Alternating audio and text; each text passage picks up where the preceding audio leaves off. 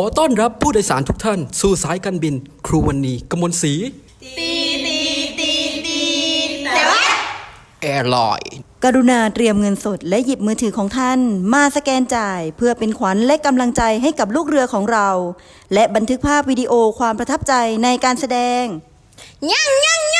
งไม่เอามาเลยโปรดนั่งประจำที่จนกว่าการแสดงจะจบลงเมื่อความดันโลหิตสูงกรุณาหยิบถุงยังชีพออกมาสวมจมูกและปากแล้วหายใจเข้าตามปกติสายการบินครูวรรณีกมลศรีแอร์ไลน์ขอบพระคุณทุกท่านที่ใช้บริการสายการบินและขอให้ทุกท่านมีความสุขตลอดการเดินทางนะคะขอบคุณค่ะ